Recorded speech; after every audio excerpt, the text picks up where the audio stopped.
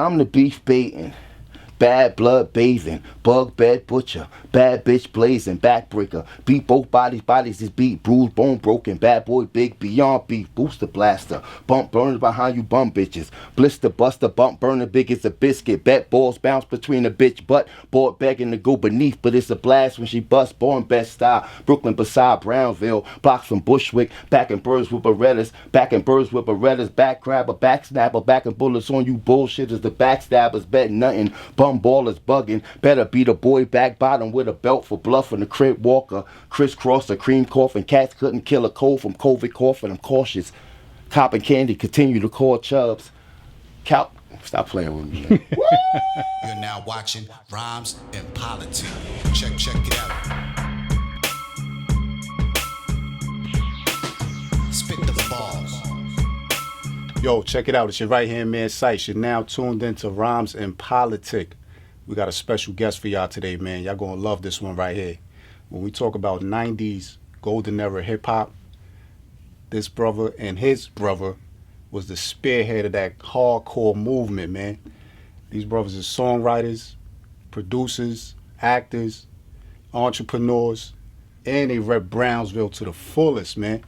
I got none other than Trigger the Gambler next to me, y'all. Check this out, man. What's up, family? Good, How you player. Feeling, man? Good, brother. It's an honor, man. Good, man. Thanks, man. Same, bro. Yo, I'm just excited just sitting here next to you, man. This is like, and it's Hip Hop 50th and all that. So this is a good time for like the young generation to get a lot of hip hop history and stuff like that. Definitely. So I just want you to take us to the beginning, like your youth, when you and your brother was coming up, Smoothe Da Hustler. Yeah. What was y'all seeing? What was y'all getting into that cultivated y'all into the artists that y'all became? Right, yeah. Well, you know, growing up in Brownsville, Brooklyn, period, man, it was crazy, you know. We was around everything, to be honest with you. You know, me and my brother, we was kind of like, we wasn't living hard in the streets, but we was in the streets, you know. Okay. We had our hands in it at a young age, you know, 12, 13. I mean, it was the life we was living, you know, it was what we was around, it was what we seen. Brownsville was hard growing up in that, you know, around Brownsville, just from what you're seeing in the streets. You know, you got your hustlers, you got your gamblers, you got your pimps, you got your, you know, just everything just goes on, you know what I'm saying? And we was just always those very popular young kids at the time. Okay. We always went everywhere in Brooklyn. Like, it wasn't a project or it wasn't a place we wouldn't go. Okay. So we got known very well just through junior high school, stuff like that. So y'all mainly stayed like in your area, your neighborhood, like Brownsville, because East New York is right next door, right? Well, yeah, East New York is right there. I mean, and Crown Heights too. Yeah, I was in every hood. I mean, to be honest with you, I got children born and raised in East New York, you know, and stuff like that. So, you know, that kind of let you know, I was there. Yeah. What's that? What's the line that separate East New York from Brownsville? Is that the L train? Is that the line where East New York start and Brownsville ends? Yeah, to be honest with you, you know, once you go over to Linden Boulevard, over by Linden Boulevard, it kind of cuts it off on that side, you know what I'm saying? Okay. Then, so it's just like a borderline right there by Jefferson High School, you know, over on that end, kind of cuts it off on borderline. Okay. You know, yeah. So like, when y'all developed y'all flow, how did y'all develop that flow that y'all got? Because you got like a machine gun flow, and your brother's more like a smooth, but it's a hard hustler flow. Like, right. So how did y'all cultivate that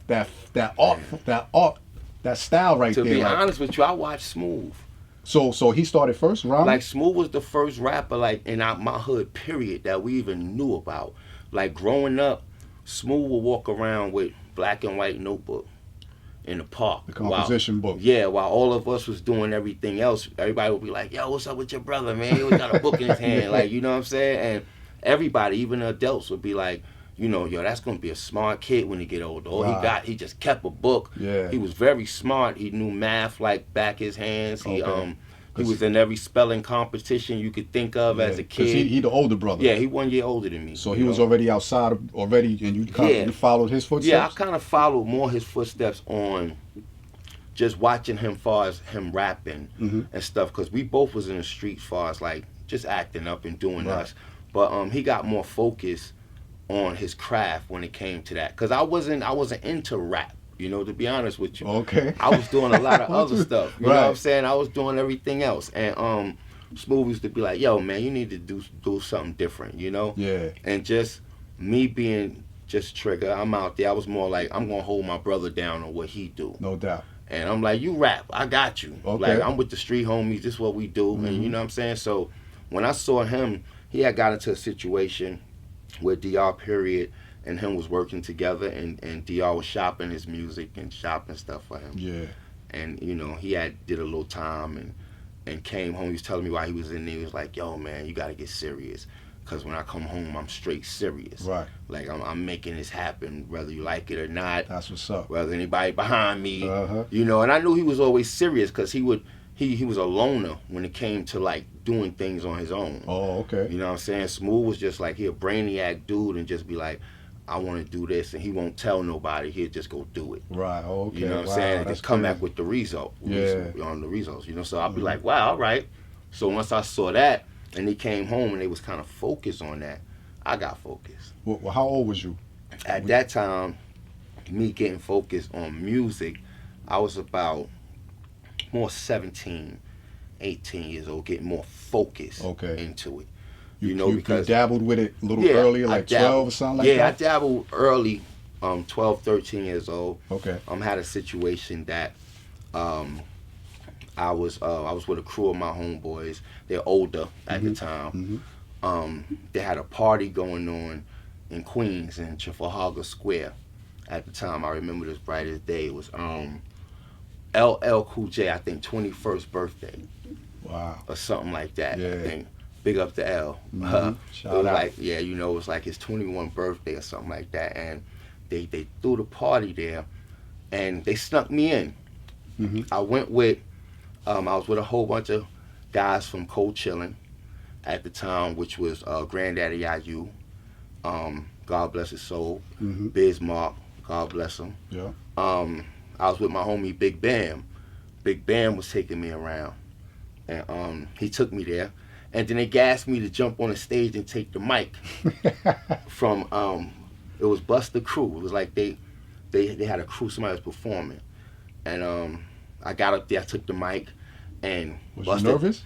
Yeah, I was nervous Had to have the bubble guts. because it was so butterfly. packed in there, and everybody in there was older than me. And they just throwing you up They there. just thought, yeah, my guys gassed me up, like, yo, get up there. This is what you gonna do. Right. And it was mostly all of them that was, you know, rocking with Cold Chillin' and stuff at the time. And I get up there, I snatch the mic, and they stop the set. Stop, hold up. Who is this? Yeah. And I ain't had a name Trigger at the time. So they didn't know my name. They was just like, yo, you know, let them rock. Yeah, yeah. And so I get up there, and at the time, punchlines was really what was going on. It wasn't about, you know, metaphorically, it was punchlines. Yeah. Comparison of different words, you know, comparing this, comparing that. Yeah. And I got up there and I kicked the whole joint. And mind you, half of the rhyme was smooth rhyme. Oh, okay. Like half of it, because we did so much writing together, Yeah. people didn't know that we would go back and forth with certain things. Okay. So I kicked all mine and kicked a little bit of his, and the crowd never stopped me. They didn't boo me. They didn't do anything. When I finished, the crowd went crazy. Wow. So Fly Ty was standing there, and at the time he was like, "Yo, I'm taking him to Mr. Magic and Mr. C." Yeah. Big up to them. You know what I'm saying? Shout out. Yeah, salute. You know, so he took me there. I don't know if they remember. I was young. I came to the radio station. I also kicked another from freestyle for them on a radio station, which Fly Ty was like, "Oh, you know, I got him up here because he threw a rhyme at this Kane." and at that time, we wasn't like dissing Kane because we didn't really know too much about how people would take the wordplay so personal. Right. You know, it was more of us, like I said, more of us just being metaphorically, Okay. you know, lyrically dope or whatever we was trying to do. What year was that when they threw you on stage? What year was that? That had to be about like the late 80s. Okay. You know what I'm saying? Uh-huh. 88, Wow. 89, something like that. Yeah, You know what I'm saying? that's It was crazy. Like, it was like in that time. So that kind of like, that was your start right there. Yeah, it was. It kind of let me know that people was would even listen to me. Yeah. Because I would go around and just battle hood dudes, like dudes in my school, all that was rapping. We'd be at the lunch table. That's how I pretty much You started know what I'm off. saying? Like, Yeah, you know, and I'm like, oh, battle, tables, burn right? you. Yeah. You know, girls going crazy. Then everybody quoting, you know, things you said and stuff like that. So that was one part of it. But then to be out there in front of people, you know, that you didn't know and spitting and they kind of like feeling what you're saying. Yeah. It was kind of like just gave me like me to look again, like, whoa, that Smoothe might got something going on here that he been telling me about. Yeah. So that kind of opened your eyes up now. Now you can see the picture now. Exactly. So, you know, leading on, it was just more, like I said, when he got incarcerated, came home, and it got more focus on it.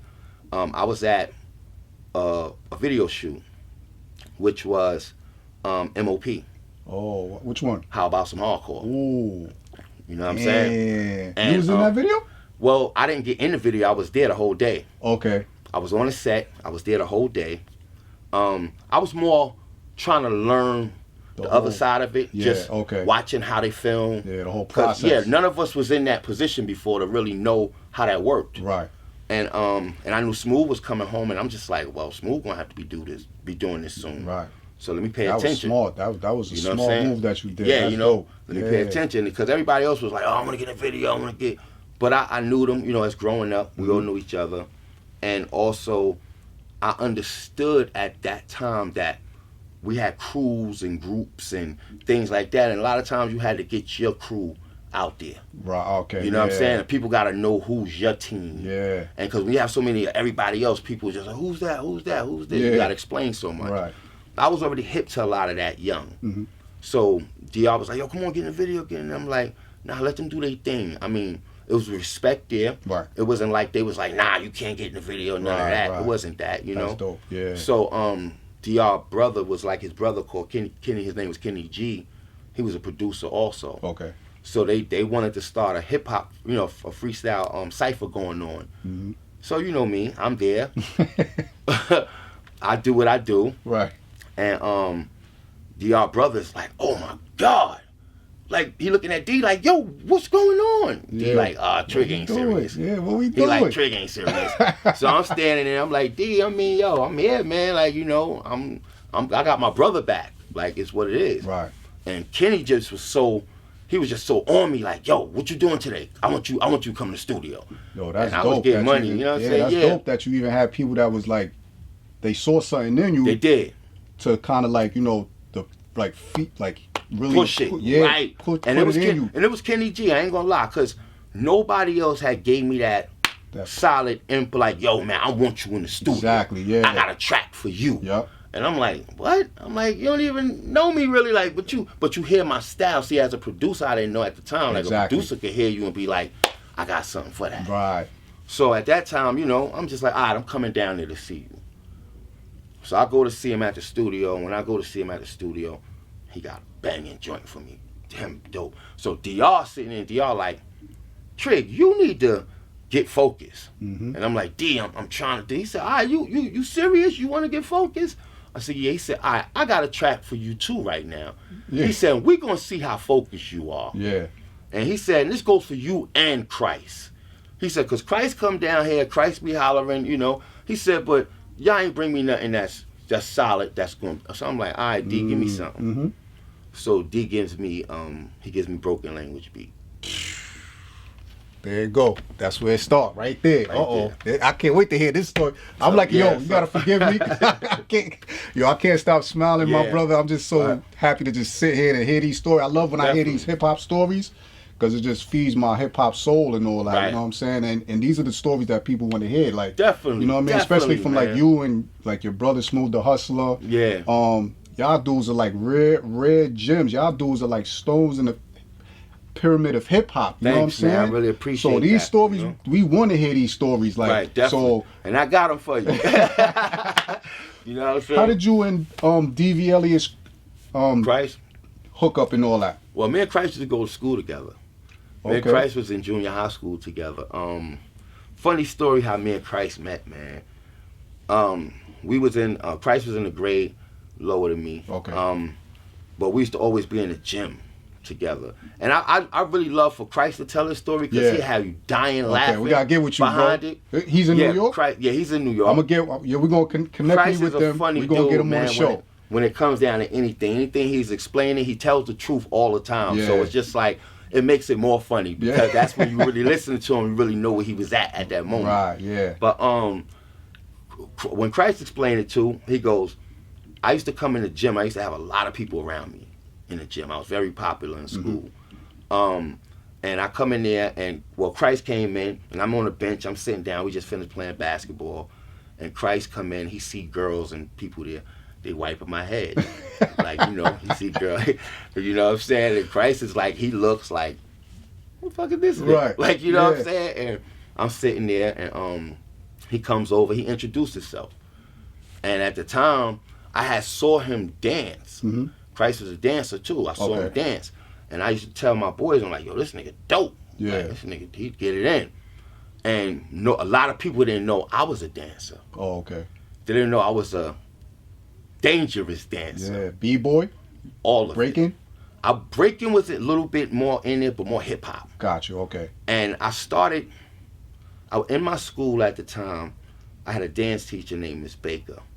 And she used to always push me and be like, people don't know you dance. You need to show the world. You gotta show the world what you do. And I'm like, oh, Miss Baker, they're not gonna catch on to this, because I was doing more swinging hip hop. Oh, okay. Over the legs, overhead, throwing people. Like how y'all was doing in your bus video? Right, exactly. Oh, wow, that's now, crazy. mind you, I was doing all of this young. Wow. So when me and Christ got together, we started hanging and talking about music and chilling and stuff. And I told Christ, I said, Christ, I choreograph. I know I could put together something that's going to blow everybody's mind. Okay. And Christ was like, let's do it. So we wound up putting together a group called Guest Riders. Okay. Which consisted of 8 of us at the time. 6 went from 6 to 8. But before that, we also was choreographing 2 dance classes in our school.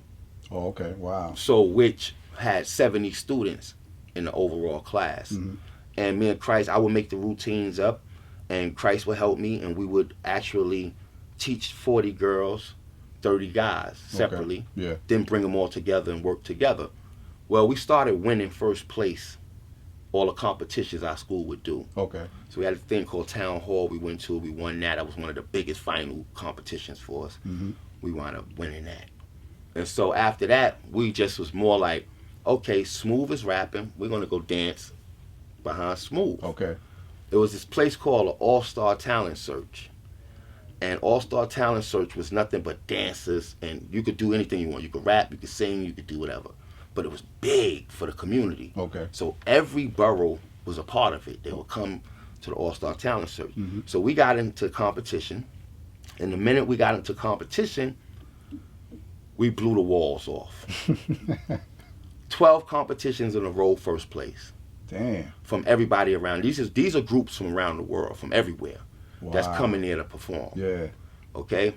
Now, like I told you, the dancing we were doing was never seen in our era, ever. Okay. And we would make those steps up. Because my grandparents were swingers when they were kids and younger. They from the South? They from the South. Absolutely, yeah. Okay? So they went around to all the clubs when they were young. Yeah. And this is what they did for a living. Okay. So me being able to take a lot of that, I knew off top that the young generation that I was in, the generation we was in at that time, didn't know anything about it. Right. They really never even seen it. So we started adding that into our routines. And then we added on more, as far as, like I said, 6, then it was 8. It got more dangerous and dangerous, the steps we were doing. So we got invited to the Apollo for special guests.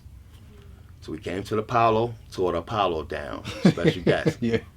You know what I'm saying? We also got offered to come to Ringling Brothers and Ball and Bailey Circus. Wow. At the time, because of the dance steps and the moves we were doing. Like I said, we was throwing couldn't swing. It was things they couldn't understand. Yeah.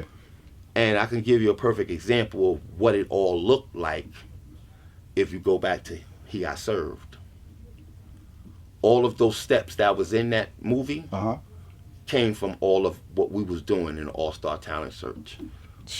We even got the information that people went up there and got our tapes from the All-Star Talent Search to get them dance steps, because a lot of those dance steps were created and made up through us. There wasn't dance steps that was out already. Wow. So the moves that was being done were moves that we knew specifically we were making up. Right. And then we watched the movie and saw our moves in it. But I let it be. Yeah. You know what I'm saying? So because that was the dance side of us. So when we got into the music side, you know, more the hip hop, we stepped back, but Smooth was the first one to do that. Smooth was the first one to say, I'm stepping back out, I'm going back into rapping, doing my thing. Right. And so you said you was the first one that got the broken language beat. Yeah. So how did y'all put that song together? The broken language beat was more me sitting there in the house by myself. Smooth was outside. My little sister was actually in the house. She had to be about probably 6 years old at that time, 7 years old. She was writing on a paper. She was just jotting different things on a piece of paper. And she had on a paper, one paper just said, "Base your eyes." Wow. It just had "Base your eyes." And I'm in there, I'm going through the paper, I'm sitting down, I get me had a Budweiser in the refrigerator. And I ain't a drinker like that. Yeah. So I'm like, you know what? I forgot who it was, my cousin's little beer or something. And I said, I'm gonna drink this. I know you're gonna be pissed, but I'm gonna drink it. You know what I'm saying? So I cracked it. I took 2 sips, and after the 2 sips, I didn't want it. I'm like, I done wasted my cousin beer. So I got it sitting there and I'm contemplating. I'm like, now I don't feel like doing nothing. Oh, man. But I'm going through the papers and I see "Base your eyes."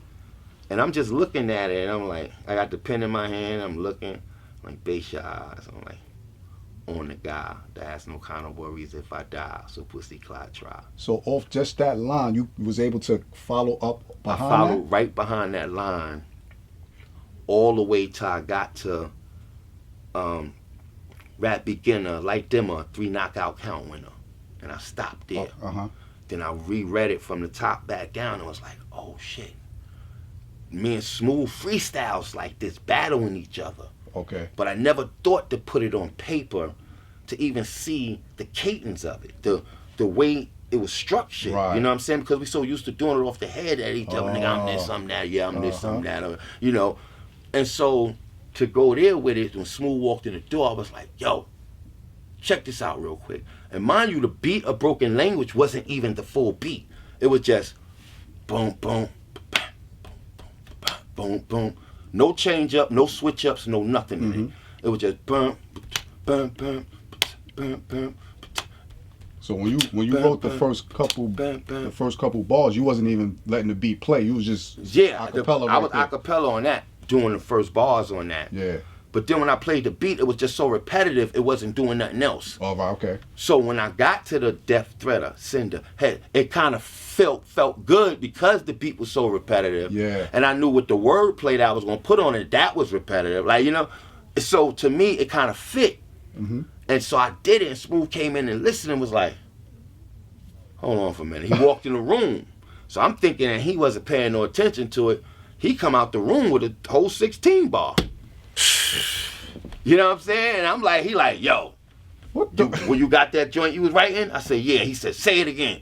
So I said it to him, and he said, don't stop. As soon as you stop at your end, I'm coming right in. Yeah. So I said it, he came in. And we looked at each other like, how the fuck did you just write the opposite of what I was writing, and you wasn't even in the room with me?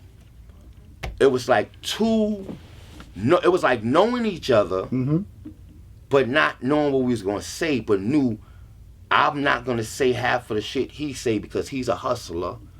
He's not gonna say half of the shit I say because I'm a gambler. Right. So us being brothers and knowing that part of it alone, that I don't speak his lane, he don't speak my lane. Exactly. I knew I wasn't clashing with him. Right. So he came and said that, and I said, all right, that's dope, nigga. Let me hold on.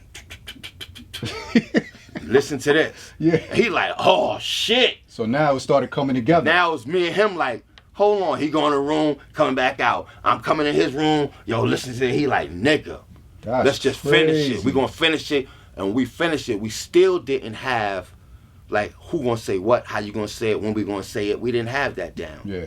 We went in the studio with DR, and DR said, play the beat, D. And we played the beat and we kicked the rhyme. DR was like, whoa, hold the fuck up. It was over. Wait a minute. It was over. It was over because D is a creative dude. He's like intelligent when it comes to beat making. Mm-hmm. So like, who else he worked with before he got with you guys? Like, he was working with different guys from the community. You know that was out. I forgot the young dude name, but he had wound up getting killed. And DR was a producer working with him, and DR started getting known behind that situation. DR was dealing with other guys from the community, but it was not so many known guys from the community. But he did have his hands in a lot of industry people that he was doing singles for. He was creating beats for. Right. So he was getting known in that world already. It was just when it came to the community, nobody really knew who he was. Like DR period. He was like producer. Low key. Right. He was low key. But when he got with us and he was working with M.O.P, that's where he was getting his name from. And then, you know, everybody started coming to see him. AZ, Busta. That's it. It was over it was after just that. everybody just coming. And a lot of guys was coming to see him when they didn't have big records. So they would be in DR studio, you know, and DR being there producing stuff, giving it to them because they had Flatliners they was working with. I remember them, yeah. They was working with Headless Horsemen. You know, and all of them was doing Get So Live Evil. That was that whole different music. It was a whole different sound of music that they was bringing to the table. And people was calling it satanic music. That's what they was trying to say. Because they had rats. They was biting rats' heads off in the video, all that stuff. But they was signing Def Jam. Both. You know what I'm saying? So you could tell when it was like horrorcore. It was horrorcore. Horrorcore. Yeah, they were the first ones ever Ray touching. Biggers? Yeah. They were the first ones to ever do it. Yeah. Them and Headless Horsemen. Okay. So you know, it was a whole new sound and everything. I was around in that era. I was right there with them in the studio. So, you know, I watched all the eras of the music try to get its place in hip hop. Yeah. You know, and I remember when they backed them down off the horrorcore situation. To me, I think it was the dopest thing ever. I ain't gonna lie to you. To be honest with you, it went with hip hop. It's what hip hop is. To be honest with you, you know, when you want to talk the satanic, you want to talk all this stuff about hip hop.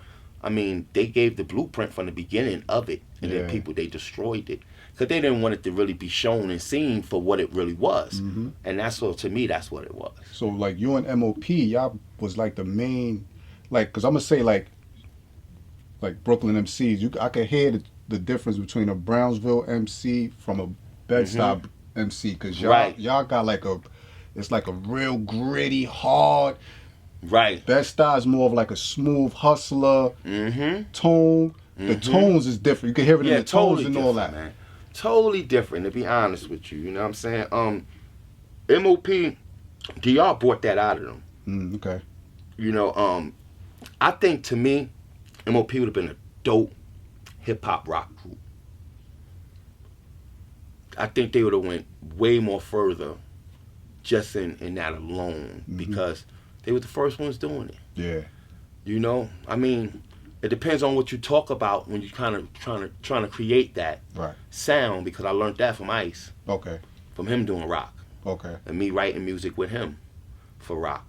So I understand what M.O.P could have really been at on how they do their music and stuff like that. It's like a high energy, it's very aggressive. high energy. Yeah. And they can stand the grounds of being in the circle of any group. You know what I'm saying? And so I think they'll stand out even more, to be honest with you. You get them that lane for them to do what they do. Like I said, I was always a fan first of M.O.P. Let me tell you a story. M.O.P, when they first were doing their first shows, I went to about 4 or 5 of their first shows. Oh, wow. And I was right there behind them. Like when you coming in or go on the stage, and I'm right there, VIP, everything, black hoodie on with them. I'm right there. I'm in the mix. I'm Brownsville. I'm right there in the mix. I'm Saratoga. You know what I'm saying? Doubt. So I was there supporting them from day one. I know they would get into a lot of squabbles and fights and all that. I was there. I got into a couple with them against people and stuff like that. But from that point on, you know, we had to do our own movement that was going on. So I had to step back and go with my team and do what I was doing with my team. But big up to Boo Bang, God bless his dad. That's somebody I used to run around, you know, and go hang out with. That was one of their right-hand mans, you know what I'm saying? So it's a big up, you know, to them for that.